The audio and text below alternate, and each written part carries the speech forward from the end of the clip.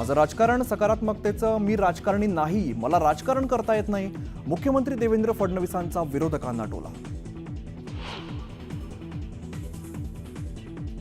मला गडचिरोलीचा पालकमंत्री व्हायला आवडेल, मुख्यमंत्री देवेंद्र फडणवीसांचं मोठं वक्तव्य.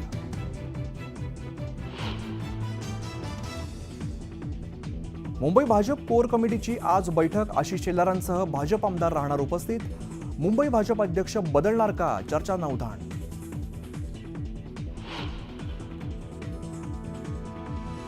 संतोष देशमुख हत्या प्रकरणी बीडमध्ये 28 डिसेंबरला सर्वपक्षीय मोर्चा, शरद पवार मोर्चात सहभागी होणार.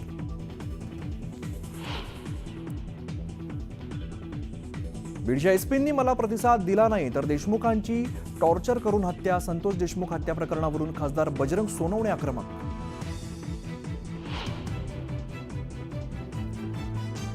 मनोज जरांगेंनी घेतली सूर्यवंशी कुटुंबियांची भेट, जरांगेंची सूर्यवंशी कुटुंबियांसोबत चर्चा.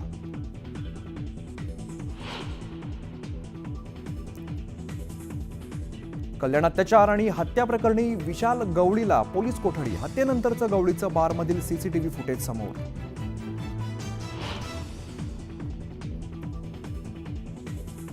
लागवड निम्म्यावरती आल्याने पुढील वर्षी कांद्याची टंचाई निर्माण होण्याची शक्यता, नाशिक विभागात जवळपास 1.25 लाख हेक्टरवरती कांदा लागवड घटली.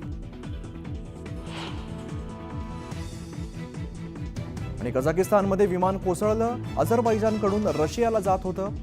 विमानामध्ये 70 प्रवासी प्रवास करत होते, 42 जणांचा मृत्यू.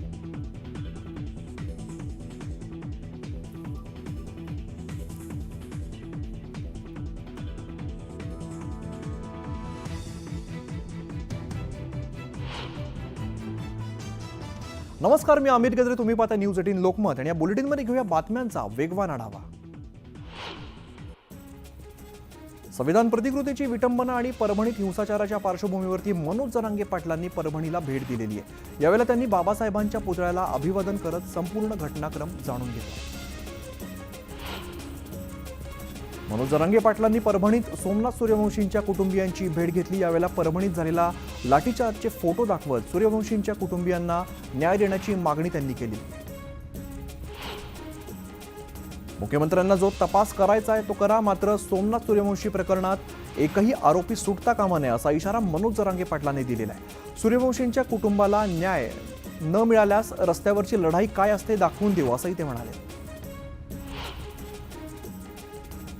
महाराष्ट्रात कायद्याचं राज्य राहिलेलं नाही असं म्हणत बाळासाहेब थोरातांनी महायुती सरकारवरती हल्लाबोल केलेला आहे. संतोष देशमुखांच्या मारेकऱ्यांना तात्काळ अटक झाली पाहिजे असंही ते म्हणाले.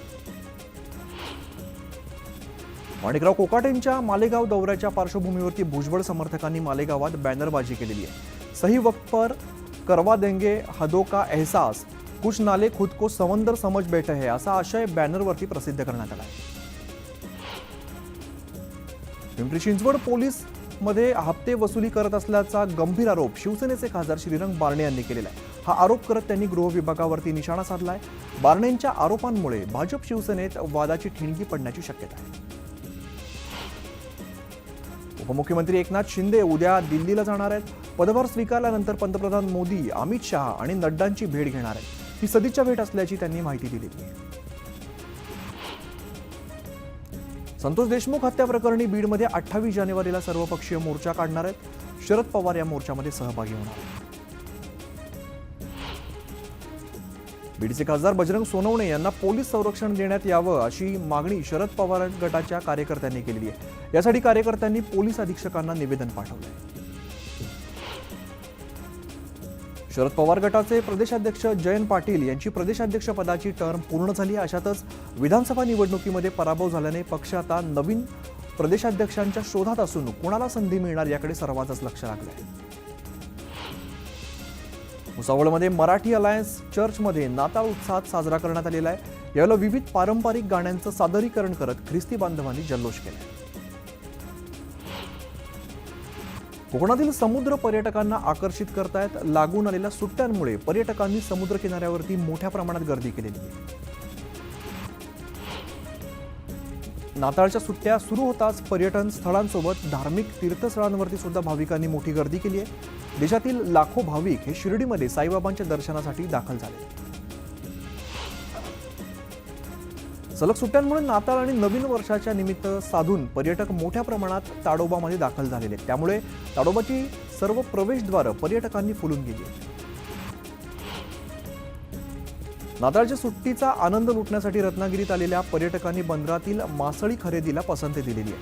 हर्णे बंदरातील लिलावामध्ये ताजे मासे खरेदी करण्यासाठी पर्यटकांनी मोठी गर्दी केली आहे. ख्रिसमस आणि न्यू इयरसाठी अनेक जण फिरण्यासाठी बाहेर पडलेत. यावेळेला मुंबई पुणे महामार्गावरती वाहनांच्या 4 ते 5 किलोमीटरच्या लांबच लांब रांगा बघायला मिळत आहेत. नाताळच्या सुट्टीत फिरायला जाणाऱ्यांची संख्या वाढल्यामुळे विमान कंपन्यांनी तिकीट दरामध्ये वाढ केलेली आहे. मुंबईच्या विमान प्रवासासाठी 1408 रुपये अधिक मोजावे लागतात.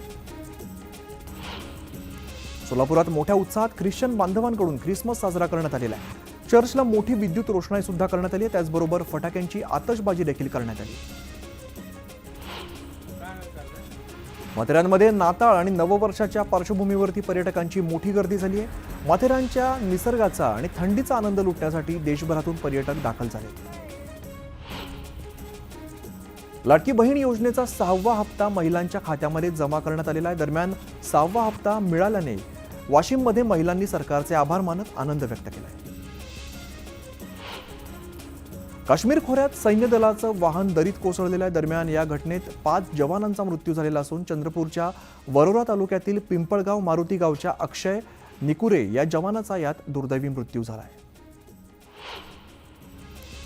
सिंधुदुर्ग जिल्ह्यात पर्यटक हंगामाला सुरुवात झालेली आहे. मालवणच्या सिंधुदुर्ग किल्ल्यावरती मोठ्या प्रमाणामध्ये पर्यटक येत असतात.